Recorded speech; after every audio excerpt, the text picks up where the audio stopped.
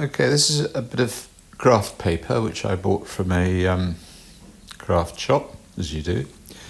And I've got some paint markers. I use other brands, but this one is a Posca markers. And I'm just doing some very abstract shapes with no thought at all, just to give me something to work to.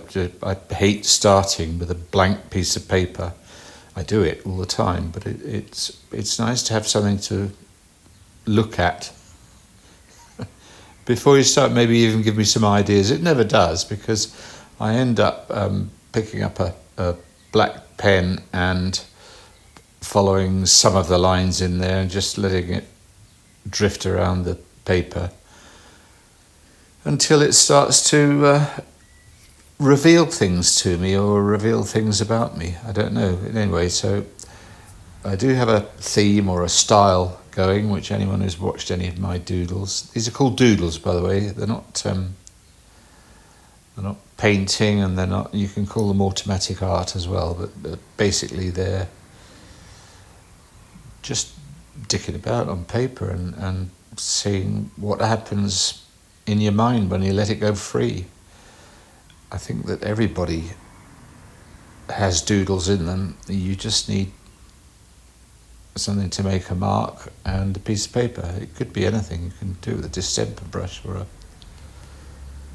a pencil or kids' crayons. They're a favourite of mine because they're incredibly cheap. And because I've doing them a while, I have actually got my own style, which you can see in action now. And I have recurring themes that happen.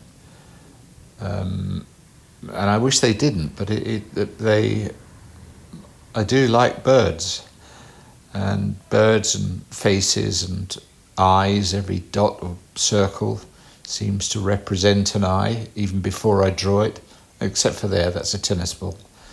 I don't know what that's all about. I did used to play tennis way back in the day, but not anymore. Anyway, that's a tennis ball there. And what's that?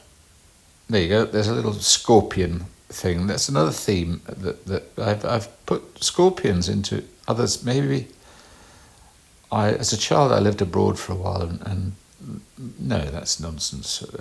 Scorpions had nothing to do with it, and I don't know what that is over there. It's again, I'm half following the shapes of the colours in there, and half just literally following the pen around the page, which I love to do because I don't have to think. When I started recording these, I was in a right state, wondering, where shall I go next? Who's going to look at, and then I thought, well, just a minute, that's the whole idea. I'm just letting people share my enjoyment of random shapes and colours and figures and drawings. And I think literally everybody should have a go at it, because it is very therapeutic.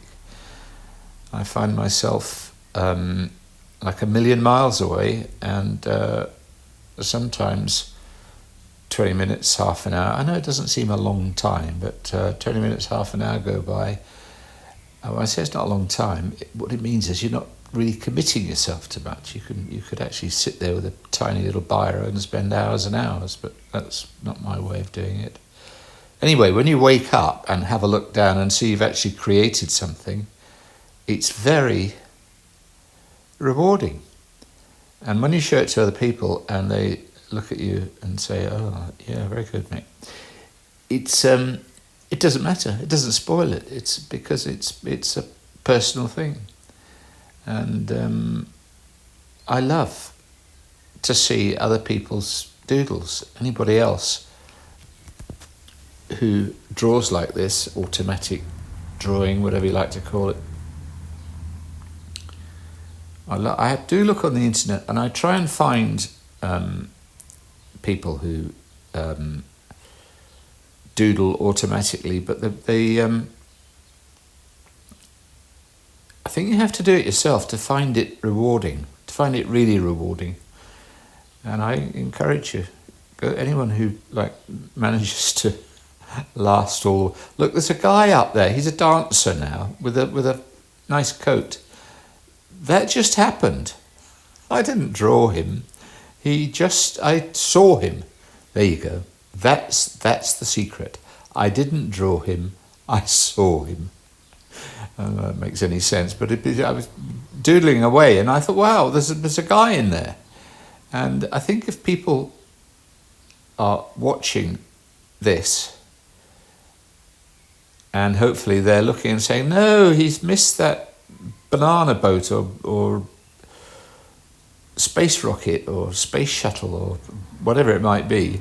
He's missed it. I can see that there. If I was doing it, I'd change that and go for it.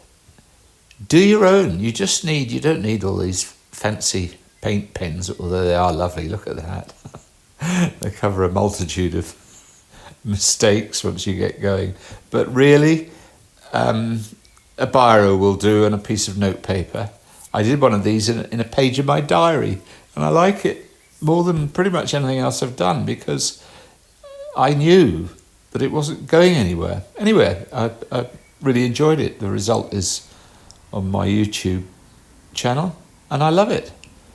So there you go. It's automatic drawing. It brings the results. That's kind of finished now. But I want to tidy it all up and tart it up, make it look a bit more professional, but it actually doesn't need that. That is a perfectly reasonable and adequate doodle. But I'm going to keep going because I don't want people thinking I can't tidy these up at the end, which is like sort of anti-doodling. It's certainly anti-automatic drawing. Automatic drawing is automatic. You do what your brain does and you trust it and leave it. But I'm not doing that. I'm going to probably spoil this by overworking it. And I've got this little white gel pen highlighter, which cost me about £1 or £2 or whatever. And it's a magic piece of kit because you'll see, I'll get it out in a minute and we'll just tickle up some of these shapes.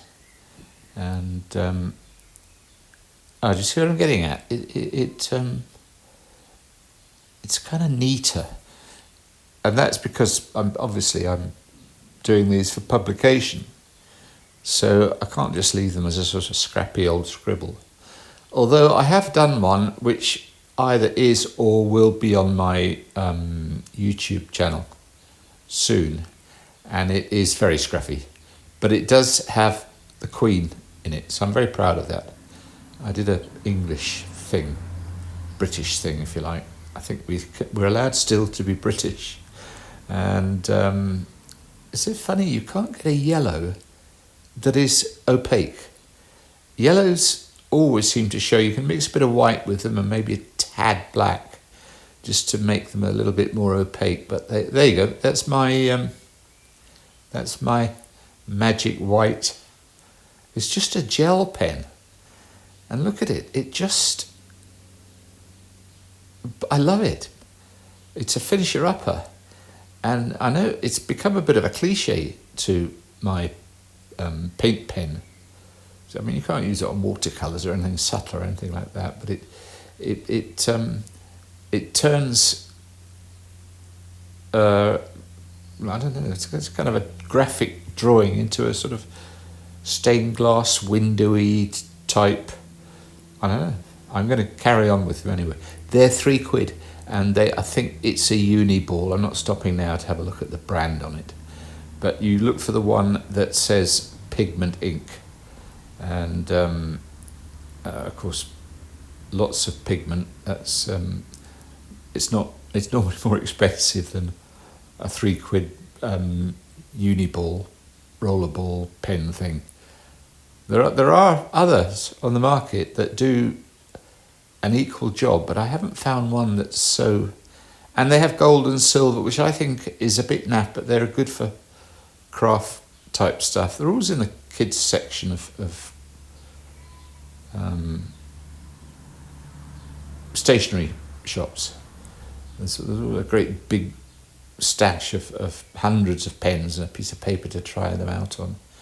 And of course, you have to sneak around the back and try and paint it on your wallet or something to see if it actually is a proper, unique, uniball, opaque white. Look at that. It's like magic, isn't it? It's, yeah. Okay, I'm going to let that run for a few more seconds. A few more. There's a little bird there appeared down there. You see that? So we've got the dancing man in the blue suit and a sort of bird shape next to him, and I'll put my pen down, and then I'll think, oh, I should have done that little bit there, but I didn't. So there you go. God, I'm loving this. This is the most fun you can have with a pen in your hand. Look at this, and there you go. Totally, I can't wait to do another one now. The thing is, it's a lot messing about by the time you've recorded them and put them on YouTube. And I've only got like 10 subscribers, so 30 people maybe have a look at this. And I hope they enjoy it. And I hope some of them say, oh, I could do that. I'll have a go at that. There you go. It's still not finished. God, it goes, it's interminable. That's the word I'm looking for. There you go.